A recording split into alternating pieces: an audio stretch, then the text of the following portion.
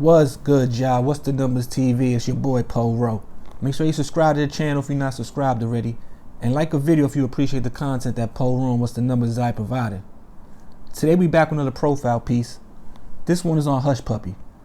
In this video we're going to take a look at his humble beginnings growing up in Lagos, Nigeria. Then we will talk about Hushpuppi's move from Nigeria to Malaysia and then to Dubai, and the success and wealth he achieved during that time by allegedly scamming millions of dollars from unsuspecting people and businesses. And lastly, we will take a look at the investigation and eventual arrest of Hushpuppi on a slew of charges in June of 2020. Raymond Hushpuppi Abbas is from Lagos, Nigeria. Growing up, his father was a cab driver and mother a baker, but the family was still poor despite both parents working. Hushpuppi himself would wash cars for some extra money before falling into the seedy underworld that the bustling city of Lagos had to offer. This is when he would learn about Yahoo, which is the name of the company that was once the sole web provider in Nigeria. It was also a moniker used for a number of internet fraud schemes. Hushpuppi allegedly had a knack for Yahoo and became a rising star in the scam world. He would travel to South Africa where he met people who showed him how to do certain scams at a higher level. Eventually he would move to Malaysia, where he would allegedly grow the scam to even greater heights, becoming a millionaire in the process.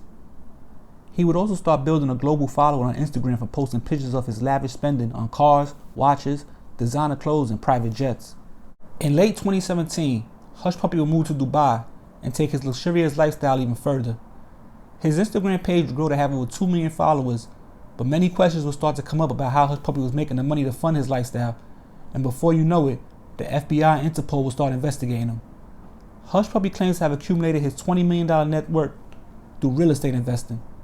But the feds will start to piece together a different story in October 2019, when an alleged co-conspirator would get arrested at a U.S. airport.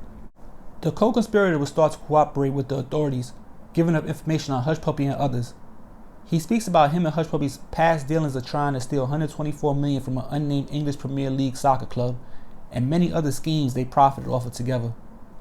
A snitch and a little digging of their own, along with whatever they could piece together through his Instagram page, will be all that the feds and Interpol would need to get an indictment on Hushpuppi and 11 others. They would arrest him during early morning raids in June of 2020. Authorities would seize $41 million, 13 luxury cars, along with phone and computer evidence of alleged scams. Hushpuppi was living in Dubai at the Palazzo Versace during the time of his arrest. Prosecutors allege Hushpuppi is one of the leaders of a global network that uses computer intrusions, business email compromise, also known as BEC schemes, and money laundering capers to steal hundreds of millions of dollars. A BEC scheme often involves a hacker who redirects communications of a business email account to others in an attempt to lure them into making a wire transfer. At the moment, Hushpuppi sits in the Los Angeles jail with no bail as he awaits trial on the charges levied against him. He is currently 38 years old, facing up to more than 20 years in prison. But yo, it's What's the Numbers TV is a quick profile piece on Raymond Abbas, better known as Hushpuppi. Now, the name for scammers, where he's from and where he was getting his money at, supposedly known Yahoo boys, you know what I'm saying? So, the name, if you scamming out there, you a Yahoo boy supposedly, and that's what they say him and his crew was basically doing for a bunch of years. And as they started getting, better, coming across bigger scams or bigger schemes, they started to get more and more money, and their lifestyle and their Instagram fame, social media presence grew, and they just started doing their thing. They was getting some type of legal money through like promotions and stuff on their page. You got 2 million followers on Instagram, you definitely gonna get some promotion money.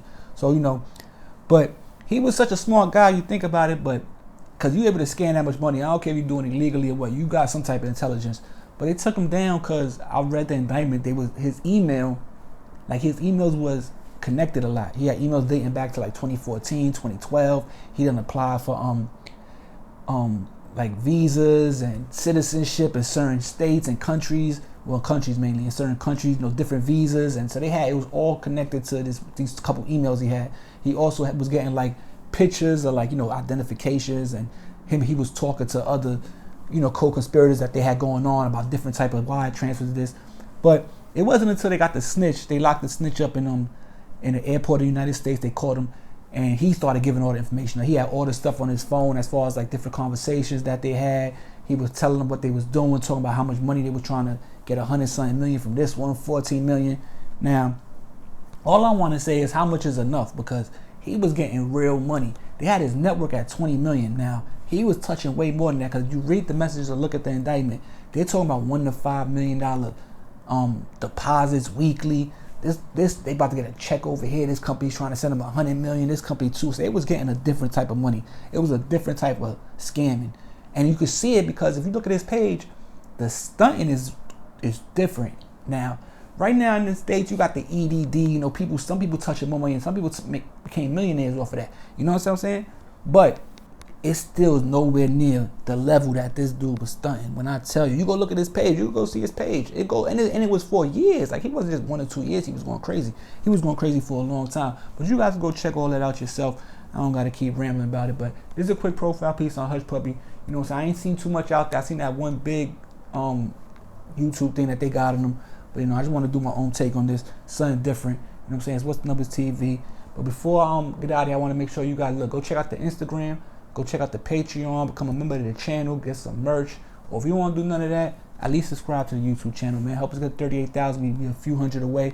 Appreciate all y'all. Anybody who been rocking with us from the beginning, we appreciate y'all. You got some business, holler at me. The email's in the description. Other than that, it's gonna take too more of your time. But I do got another video coming out this week, so stay tuned to What's Numbers TV, man. Back before you know it. It's your boy Poe Rowe. We out of here. Peace.